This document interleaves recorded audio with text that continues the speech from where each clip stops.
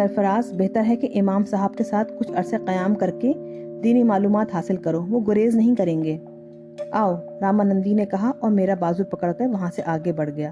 میں ہچکچایا تو اس نے میرے بازو پہ گرفت مضبوط کر لی اور پھر مجھے ساتھ لے کر چل پڑا۔ رخ بستی کی طرف تھا۔ کافی دور چلنے کے بعد اس نے کہا، تمہیں چھوڑ دوں گا میں، ابھی تو میرے اور تمہارے درمیان نیا رشتہ قائم ہوئے دیر بھی نہیں ہوئی۔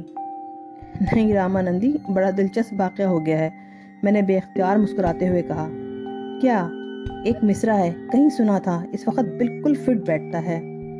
میں ہوا کافر تو وہ کافر مسلمان ہو گیا۔ خدا نہ کرے، تم کیسے کافر ہو گئے؟ اب بھی یہ سوال کر رہے ہو؟ امام صاحب نے مجھے مسجد میں داخل ہونے کی اجازت نہیں دی، وہ برتن جن میں میں کھانا کھاؤں گا ناقابل استعمال ہو جائیں گے۔ سب ٹھیک ہو جائے گا مسعود، سب ٹھیک ہو جائے گا۔ پتہ نہیں کیسے ٹھیک ہو جائے گا۔ دین کی بات ہے، میں کچھ نہیں بول سکتا، مگر دماغ کچھ الجھتا ہے۔ میں نے وہ سارے کرم کیے تھے جن سے کالا جادو آتا ہے، گندے اور غلیظ عمل، صحیح معنوں میں تو میں ملچ ہوں، جبکہ تم نے نہ کالا جادو کیا اور نہ اس کی خواہش کی۔ میں کیسے پاک ہو گیا؟ نہیں، میں امام صاحب کی بات سے متفق ہوں، گناہ کبیرہ اور گناہ صغیرہ کا فرق ہے، باریک نقطے ہیں، کوئی عالم ہی سمجھا سکتا ہے۔ مجھے جگہ جگہ اپنی غلطیوں کی گواہی ملتی ہے۔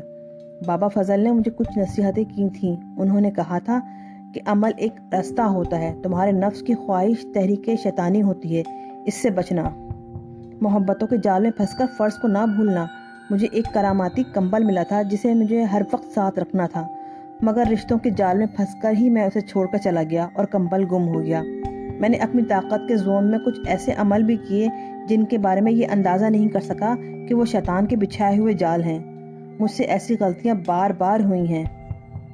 امام صاحب نے تمہیں توبہ کے لیے کہا ہے؟ ہاں، مگر قبولیت کا وقت نہ جانے کون سا ہوگا۔ تم جس رشتے کی بات کر رہے ہو، افسوس وہ قائم نہیں ہو سکا۔ کیوں؟ اس نے پوچھا۔ اب اور کیسے سمجھاؤں، بتا تو چکا ہوں، میں نے کہا۔ یعنی دین کا رشتہ؟ ہاں، میں اس رشتے کی بات کہاں کر رہا ہوں۔ تو پھر؟ میں نے اسے تعجب سے دیکھا۔ او نہیں میرے بھیا، ماں کا رشتہ قائم ہوا ہے میرے اور تیرے درمیان۔ میں نے ماں سے کہا تھا کہ اپنے دوسرے بیٹے کے لیے بھی ہاتھ اٹھا لے، اس نے ضرور میرے لیے دعا کی ہوگی، اور دیکھ لے مسعود، مجھے ماں کی دعاؤں سے کیا مل گیا۔ کل ماں نے مجھ سے بھیا کے بارے میں پوچھا تو کیا جواب دوں گا اسے؟ میں خاموش ہو گیا۔ ہم بستی میں داخل ہو گئے، بازار کھلے ہوئے تھے۔ ایک نان بائی کی دکان پر بیٹھ کر اس نے کھانا طلب کیا اور سرگوشی میں مجھ سے بولا، تمہیں میری قسم ہے مسعود، خاموش رہنا۔ میں نے خاموشی سے کھانا کھا لیا تھا، اپنی کیفیت کا خود اندازہ نہیں کر پا رہا تھا کہ کیا ہو رہا ہے۔ مجھے شکایت ہے، بغاوت ہے، صدمہ ہے، نہ جانے اس وقت میری سوچ کیا ہے۔ اب بستی چھوڑ دیں، کیا خیال ہے؟ رامانندی بولا۔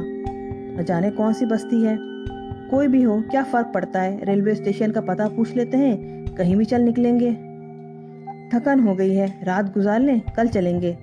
ضرور، ٹھیک ہے، وہ سامنے پیپل کا درخت ہے، اس کے نیچے چبوترا بنا ہوا ہے، رات گزارنے کے لیے بہترین جگہ ہے۔ ہم دونوں چبوترے پہ جا لیٹے۔ پیپل کی جڑ میں ایک مجسمہ رکھا ہوا تھا جس کے پاس مٹھائی کے دونے پڑے ہوئے تھے۔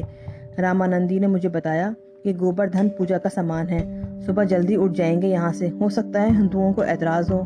میں نے کوئی جواب نہیں دیا تھا۔ تم اب تک الجھے ہوئے ہو؟ ٹھیک ہو جاؤں گا، کوشش کر کے سو جاؤ، نیند سکون دے گی۔ ہاں، میں نے کہا۔ سر کے نیچے ایک اینٹ رکھی اور کروٹ بدل لی۔ کافی دیر خاموش رہنے کے بعد میں نے کہا، سو گئے نندی؟ یار، مجھے سرفراز کہو۔ سو گئے سرفراز؟ نہیں، کیا بھوریا چرن کو ان حالات کے بارے میں معلوم ہوگا؟ ہو سکتا ہے۔ اس پر کیا اثر ہوگا؟ اللہ جانتا ہے، مجھے اب اس کی بالکل پرواہ نہیں ہے۔ بڑا سکون ملا ہے مجھے، مسعود، بیان نہیں کر سکتا۔ بھوریا چرن کا پدم معلوم ہے تمہیں؟ یہ کیا ہوتا ہے؟ شناختی نشان۔ مکڑی؟ میں نے پوچھا۔ ہاں، جہاں مکڑی کو دیکھ لو ہوشیار رہنا، اس کے بیگ اسی شکل میں ہوتے ہیں۔ ہاں، میرا واسطہ پڑ چکا ہے، میں نے ٹھنڈی سانس لے کر کہا اور پھر خاموش ہو گیا۔ آنکھوں میں غنودگی تیرنے لگی تھی، میں آنکھیں پھاڑ پھاڑ کر نیند کو بھگانے لگا۔ سو گیا تو اپنے مقصد میں کامیاب نہیں ہو سکوں گا۔ رامانندی کی گہری گہری سانسیں سنائی دے رہی تھیں۔ کچھ دیر کے بعد اٹھا، رامانندی کو ایک نگاہ دیکھا اور بلی کی طرح دبے قدموں وہاں سے آگے بڑھ گیا۔ بستی کے بارے میں مجھے کچھ نہیں معلوم تھا، بس منہ اٹھا کر چل پڑا تھا اور اور رفتار تیز رکھی تھی تاکہ رامانندی مجھے تلاش نہ کرے۔ میں اس کے ساتھ نہیں رہ سکتا تھا۔ خدا کی دین تھی، رامانندی کو بہت کچھ مل گیا تھا، وہ خوش نصیب تھا۔ میں تو اب اپنے نصیبوں کو بھی نہیں رو سکتا تھا۔ سفر ہی کیا تھا، بے مقصد چلت پھرت تھی۔ میں چلتا رہا۔ جس علاقے میں پہنچا وہ اس قدر ویران اور ہیبت ناک تھا کہ کلیجہ منہ کو آ جائے۔ رات ہونے لگی تھی، شاید کوئی تباہ شدہ بستی تھی۔ جگہ جگہ اینٹوں کے ڈھیر، کالے مڈ وہیں بسیرا کر لیا۔ لیکن جو ہی چاند نے سر ابھارا وہاں زندگی پھیل گئی۔ پتھروں نے انسان اگل دیے، مگر صرف نام کے انسان بھیانک شکلوں کے مالک تھے۔ ان کے درمیان ایک عورت کالی کا روپ دھارے چل رہی تھی۔ اس کا رخ میری طرف ہی تھا۔ وہ میرے قریب آ کر سجدے میں گر پڑی اور میں چیخ پڑا، اے ناپاک عورت، یہ کیا جہالت ہے؟ انسان کو سجدہ نہیں کیا جاتا۔ جے پورنا بھگت، تو انسان کہاں ہے؟ تو پورن دیوتا ہے۔ میں پورن جاپ کر رہی ہوں، مجھے گیان دے۔ تو پورنی حاصل کرنا چاہتی ہے؟ اوش پورن دیوتا، اس نے سرخ زبان لپٹپاتے ہوئے کہا، تو پھر کوئی ایسا عمل کر کہ میرے قبضے میں جو پورنیاں ہیں وہ تیری ہو جائیں۔ ہیں؟ وہ حیرت سے بولی، کیا نام ہے تیرا؟ مہاوتی مہاراج، کالکی ہوں، پورن بھگت بننا چاہتی ہوں۔ یہ پورنیاں مجھ سے لے لے مہاوتی، میں خوشی سے تیار ہوں، میں نے کہا، اور اسی وقت عقب سے ایک مکروہ صورت بوڑھا آگے آ گیا۔ اس کے لیے آپ کو اپنے شریر میں دوڑتا ہوا خون دینا ہوگا مہاراج، اسی میں تو پورن شکتی ہے۔ میں تیار ہوں، میں نے کہا، اور بوڑھے نے خوشی سے قلقاری مار کر کہا، مہاوتی، دھیر نہ مچنڈی، آج تجھے سنسار دینے کو تیار ہے، جلدی کر۔ چندرما نے واپسی شروع کر لی تو ہاتھ ملتی رہ جائے گی۔ مجھے ایک پتھر کی چٹان پر بٹھا دیا گیا۔ بوڑھے نے ایک مڑا ہوا خنجر مہاوتی کو دیا اور وہ خنجر ہاتھ میں لے کر میرے گرد رقص کرنے لگی۔ اس کے بعد اس نے پہلا وار میرے بازو پہ کیا اور خون کا فوارہ ابل پڑا۔ میرے وجود میں ایک آگ دوڑ گئی، لیکن میں نے آہ نہ کی۔ دل میں سوچا، معبود حقیقی، مجھے کفارہ ادا کرنے کی سکت عطا فرما۔ میں توبہ کرتا ہوں، مجھے ان زخموں کو برداشت کرنے کی قوت دے جو میرے وجود کو اس غلاظت سے نجات دلا دیں۔ چاروں طرف شور مچ رہا تھا۔ مہاوتی نے میرے جسم پر درجنوں وار کیے اور میرا خون چوستی رہی۔ میرا وجود سن ہو گیا تھا۔ مہاوتی سیراب ہو گئی۔ وہ میرے پاس سے پلٹی تو اس کے پاؤں زمین سے اونچے اٹھے ہوئے تھے۔ وہاں موجود بھیانک لوگوں نے نعرے لگائی، جے مہاپورنی، جے مہاوتی، مگر اس وقت میں نے بھوریا چرن کو دیکھا جو بگولے کی طرح وہاں پہنچا تھا۔ مہاوتی نے اسے دیکھ کر کہا، جے پدم شنکھا، کیسے آنا ہوا؟ ارے او حرام خور کالکی، یہ کیا کیا تو نے؟ یہ دھوکہ دیا تو نے اپرم شردھاتیوں کو۔ کالی کلکتہ والی کا شردھان ہے مہاراج، جے مہاکالی، جسے دے دے۔ کالی کلکتہ والی کا شردھان ہے مہاراج، جے مہاکالی، جسے دے دے۔ اس سے پوچھ، تو اس سے پوچھ، اس نے تو یہ بوجھ خود اتارا ہے۔ بھوریا چرن نے غصے سے مجھے پیٹنا شروع کر دیا، لاتیں، گھوسے، تھپڑ۔ دیالو مہاراج، پورن شکتی دے دی اس کالکی کو تم نے، مگر بچ نہیں سکو گے مجھ سے، تمہیں تو میں نشٹ کر دوں گا۔ میں نقاہت میں بھی ہنس پڑا۔ خدا کا شکر ہے مجھے اس غلیظ خون سے نجات مل گئی۔ مجھ سے نجات نہیں ملے گی۔ اس نے میرے گلے میں ایک زنجیر باندھی اور گھسیٹتا ہوا لے چلا۔ نہ جانے کب تک وہ میرے بے جان وجود کو گھسیٹتا رہا۔ میں حواس میں ہی تھا، پھر وہ خود ہی تھک کر رک گیا۔ ارے او مہان پرش، ذرا گردن تو اٹھا رے، بہت بڑا انسان ہے تو، بڑا دھرماتما ہے، اب بول کیا بیت رہی ہے؟ میں نے گردن اٹھا کے اسے دیکھا۔ بھوریا چرن کا چہرہ بگڑا ہوا تھا۔ میرے ہونٹ مسکراہٹ کے انداز میں کھنچ گئے۔ اس مسکراہٹ کو دیکھ کر بھوریا چرن اور آگ بگولا ہو گیا۔ بڑا بغیرت ہے بھائی، نہ دیکھے تیرے جیسے، نہ دیکھے، حالت بکٹ ہے اور دانت نکل رہے ہیں۔ میرے دین میں اسے صبر کہتے ہیں بھوریا چرن۔ چنتا مت کر بچہ، سارا جیون صبر ہی کرنا پڑے گا۔ مجھ سے زیادہ تیری حالت خراب ہے بھوریا۔ لاد دوں گا، جبڑا ٹوٹ جائے گا۔ زیادہ بک بک مت کر، کوئی نہ بچا سکے گا اب، نہ تیرا دھرم نہ بیر، سب کچھ دے دیا اسے باپ کا مال سمجھ کر۔ اس بار مجھے زور کی ہنسی آ گئی۔ بھوریا چرن کا انداز ہی کچھ ایسا تھا کہ اپنی تمام تر تکلیفوں کے باوجود میں ہنس دیا، اور اس بات سے وہ بالکل ہی دیوانہ ہو گیا۔ دانت پیس کر آگے بڑھا، میرے قریب پہنچ کر رک گیا، پھر بولا، مرے ہوئے کا اور کیا ماروں؟ ایسا مرے گا کہ دیکھنے والے کان پکڑیں گے تجھے دیکھ کر۔ ایسا بدلہ لوں گا تجھ سے کہ سنسار میں کسی نے کسی سے ایسا بدلہ نہ لیا ہوگا۔ تو نے میرا ستیہ ناش تو کیا ہی ہے، मगर बेटा अपना भी सत्यानाश देखना। अभी क्या देखता है? और अभी देखा ही क्या है तूने? बदला लूंगा तुझसे मुसलमान के पिल्ले, बदला लूंगा। ऐसा बदला लूंगा कि याद करेगा। ऐसा घाव लगाऊंगा तेरे दिल में कि मेरे मन के सारे घाव भर जाएंगे। चल उठ और अब तू बोल कर दिखाना जरा, देखूंगा तेरी जुबान चलती है। उसने झुककर जमीन पर से थोड़ी सी मट्टी उठाई, मेरे करीब पहुंचा और ये मट्टी मेरे मुंह में भर दी। अजीब सी गलीस मट्टी थी, बदबूदार। मैं थू थू करने लगा, मुझे उबकाइयां आने लगी, मगर जिस्म इस तरह बेजान था कि कुछ भी कर नहीं सकता था। गालिबन हाथों और पैरों के बल चलकर यहाँ तक जो आया था तो वो भी भूरिया चरण की ही दी हुई कुव्वत थी, वरना जिस शख्स के जिस्म से सारा खून बह जाए वो जुम्बिश भी कैसे कर सकता है। बमुश्किल तमाम मुंह की मट्टी साफ की और इसके बाद भूरिया चरण को देखने लगा। वो बोला, अब जरा एक लफ्ज़ भी बोलकर दिखा दे अपने मुंह से, बोलकर दिखा अपने मुंह से। एक लफ्ज़ बोलकर मान लेंगे तेरे को कि तू बड़ा धर्मात्मा है। मैंने ठंडी सांस लेकर आंखें बंद कर ली। अरे ओ नवाब के जने, चल जरा उठ के चल, आगे बढ़। उसने जंजीर पकड़ी और मुझे घसीटने लगा। घसीटता ही रहा, न जाने कितनी दूर घसीटता रहा। फिर शायद कोई आबादी आ गई थी। दिमाग तो साथ दे नहीं रहा था। कुत्तों की भौंकने की आवाज़ थी जिसने मुझे ये एहसास दिलाया था कि इस वक्त किसी आबादी के करीब से गुजर रहा हूँ मैं। नीचे छोटे छोटे पत्थर के टुकड़े और कच्ची ज़मीन थी। पता नहीं बदन की क्या हालत हो रही थी। पता नहीं मेरा जिस्म घिसट रहा था या शायद मुर्दा हालत में मुझे घसीटे ले जा रहा था। फिर इसने मेरी जंजीर छोड़ दी, पट्टा गले से निकाल दिया और मुझे वहीं डालकर कहीं चला गया। मैं आसमान को देखता रहा, चित पड़ा रहा। न जाने क्या कैफियत हो रही थी। मैं इस कैफियत को कोई नाम नहीं दे सकता था। बहुत देर के बाद भूरिया चरण वापस आया। खुश नजर आ रहा था। मुझे आवाज़ दी तो मैंने निगाहें उठाकर उसे देखा। कहो त्यागी जी, महाराज क्या हाल है तुम्हारे? मैंने बोलने की कोशिश की, मुंह खुला, लेकिन आवाज़ गायब हो चुकी थी। बहुत ही जोर लगाया, पता नहीं जिस्मानी कमजोरी थी या फिर भूरिया चरण ने जो हरकत की थी उसका नतीजा। बोलने की हर कोशिश नाकाम हो गई तो वो कह लगाने लगा। खूब हंसा, फिर बोला, भूख लग रही होगी हैं? लग रही है ना भूख? खाना खिलाएं तुम्हें, लो ये खा लो। उसने एक बर्तन मेरे सामने किया। एक अजीब सी ताफुन ज़दा चीज़ थी और इसने मेरे चेहरे के बिल्कुल करीब कर दी। एक बार फिर हालत बिगड़ने लगी थी। डरो नहीं महाराज, बहुत अच्छा भोजन है, गाय का गोबर है, ये खा लो, बहुत अच्छा होता है, और फिर है भी गाय का, ले लो। उसने प्लेट मेरे मुंह पे फेंक दी और गोबर मेरे चेहरे पे जगह जगह थुप गया। हाथ उठाकर बमुश्किल तमाम चेहरा साफ किया और आंखें बंद कर लीं। भूरिया चरण कहने लगा, चलो ये भोजन नापसंद है तो इधर देखो, वो खा लो। उसने मेरे पाँव से मेरा रुख दूसरी जानिब कर दिया।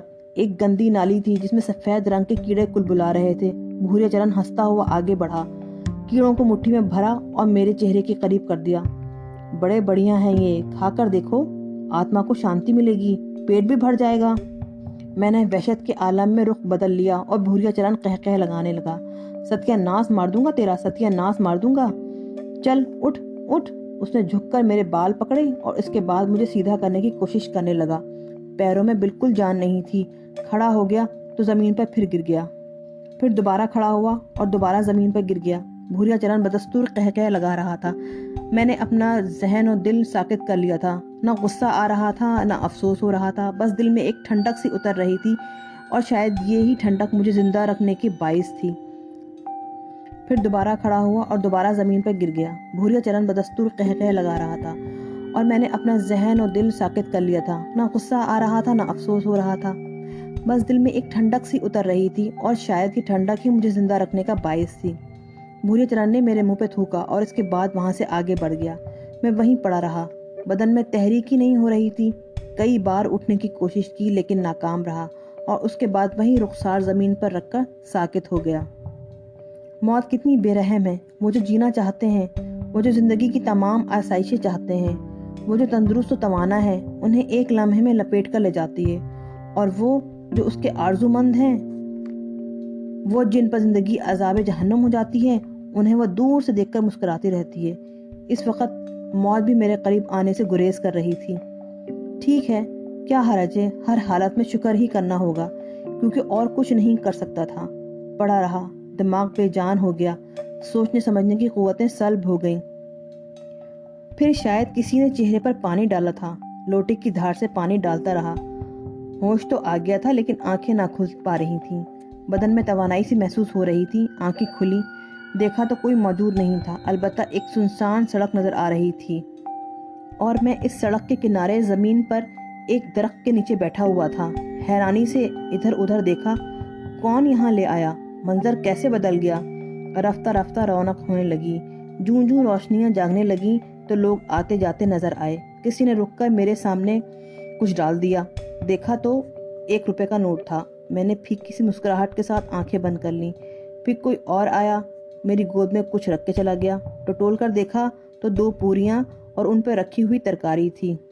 یہ میری ضرورت تھی، چنانچہ میں نے اس من سلوا کو احترام سے اٹھایا اور کانپتے ہاتھوں سے اپنے پیٹ کی آگ بجھانے لگا۔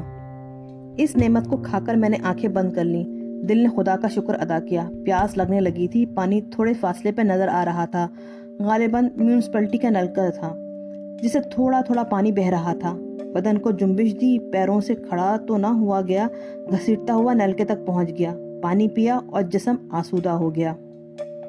ایک بار پھر پھل چک رہا تھا۔ ٹھیک ہے، کوئی حرج نہیں، سزا پوری ہونی چاہیے تاکہ جزا ملے۔ میں خوش ہوں میرے معبود، میں خوش ہوں، مجھے کوئی شکوہ نہیں، میں بالکل مطمئن ہوں، میں تیری رضا میں خوش ہوں۔ بہت شکر ہے تیرا کہ تو نے مجھے اپنی نعمتوں سے نوازا، مجھے کوئی شکایت نہیں ہے، میں مطمئن ہوں۔ واپس پلٹنا چاہا کہ اپنے پیروں پہ چلوں، نہ چل پایا۔ درخت کا سایہ غنیمت تھا، پورا دن وہیں گزار دیا۔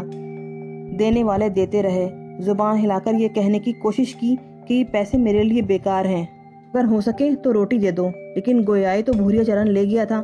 نہ صحیح، دینے والے نے صبح کا ناشتہ دے دیا تو ضرورت کے مطابق کھانا بھی دے دے گا۔ اور بڑا اطمینان ہوا اس وقت جب مجھے 2 تندوری روٹیاں اور ایک پلیٹ میں سالن جو مٹی کے ایک برتن میں تھا لا کر میرے سامنے رکھ دیا گیا۔ میں نے بڑے اعتماد سے اسے کھایا۔ یہ جگہ بہت مناسب تھی، باقی زندگی یہاں بآسانی گزاری جا سکتی ہے۔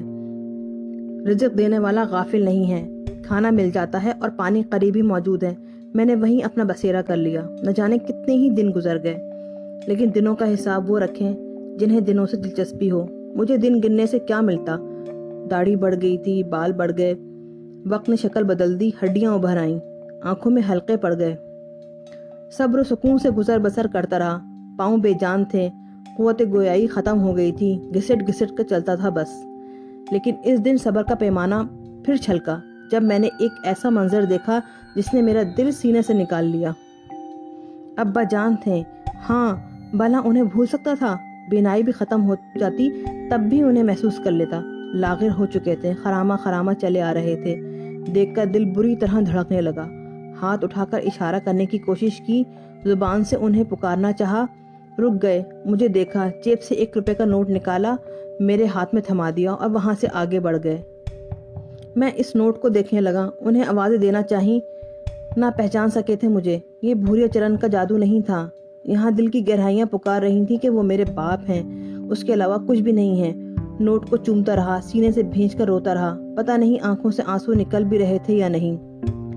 پیروں میں قوت ہوتی تو دوڑتا، ان کا پیچھا کرتا، کسی طرح انہیں بتا دیتا کہ میں آپ کا بیٹا ہوں، آپ کا مسعود ہوں میں۔ دل نہ جانے کب تک زخموں سے چور رہا، بدن کے زخم دل کے اس زخم کے سامنے بے جان ہو گئے تھے۔ تبھی ایک احساس دل میں ابھرا، کسی نے میرے کان میں کہا، اور اس کے باوجود تو شکر ادا نہیں کرتا؟ کم از کم تجھے یہ تو اندازہ ہو گیا کہ تیرے باپ ہیں، وہ تیرے سامنے سے گزرے ہیں۔ بے شک وہ تجھے نہ پہچان سکے، لیکن کیا یہ شکر کے لیے کافی نہیں ہے کہ تو نے اپنی آنکھوں سے انہیں دیکھ لیا؟ آنکھیں بند ہو گئیں اور دل اندر ہی اندر شکر کے کلمات ادا کرنے لگا۔ آرزوئیں ہی تو اس جگہ تک لے آتی ہیں، یہ بھی ایک آرزو تھی، لیکن اللہ کی طرف سے اسے یہیں تک رہنا تھا، ورنہ باپ کا خون جوش مار سکتا تھا۔ اس کا مطلب ہے کہ ابا جان اسی شہر میں موجود ہیں، نہ جانے کون سی جگہ ہے، کون سا شہر ہے۔ کسی سے پوچھنے کے لیے گویائی تو ساتھ نہیں دے رہی تھی، صبر و سکون سے ٹھنڈی ٹھنڈی سانسیں بھر کر رہ گیا۔